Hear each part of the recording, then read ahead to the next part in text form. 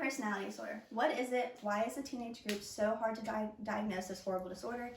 Well, I'm simply here to tell you why the teenage and adolescent group should be allowed to get diagnosed by the healthcare system if they are at risk for borderline personality disorder, even if they are under the age of 18 years old.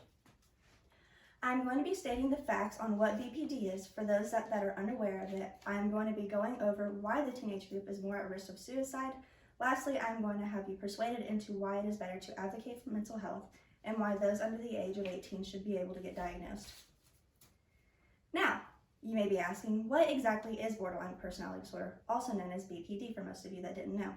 Most individuals have no idea what it is, and once they hear the two words personality and disorder put into one sentence, they freak out.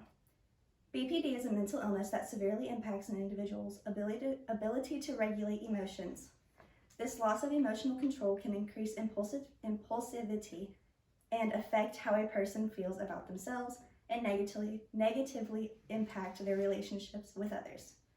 Researchers and scientists are not completely aware of what causes BPD, but studies suggest that genetic, environmental, and social factors may increase the risk of developing it.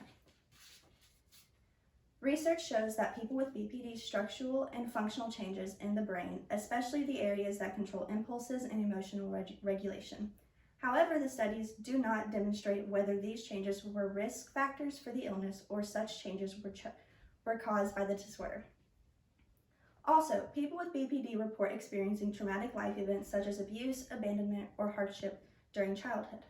Others may have been exposed to unstable or invalidating relationships or conflicts, this being the main cause of this disorder. When it comes to BPD in teenagers, it's a roller coaster of confusion and emotions.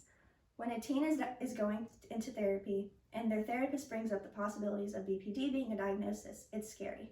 However, if the individual is under the age of 18, the psychiatrist will most likely not diagnose them. This proves that the mental health system is broken.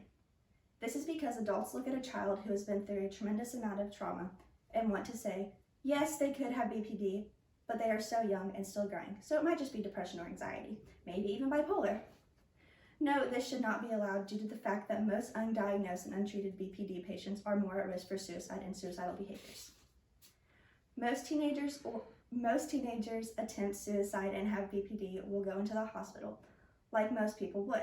Sadly, most of the time the hospital staff will just send the patient home because people with BPD will go into splitting episodes and bounce right back after the attempt, so the staff doesn't make it seem fit for the individual to go into inpatient treatment. No matter the severity of the diagnosis or no diagnosis at all, the hospital should always admit the patient for a suicide attempt. Now to give you this information.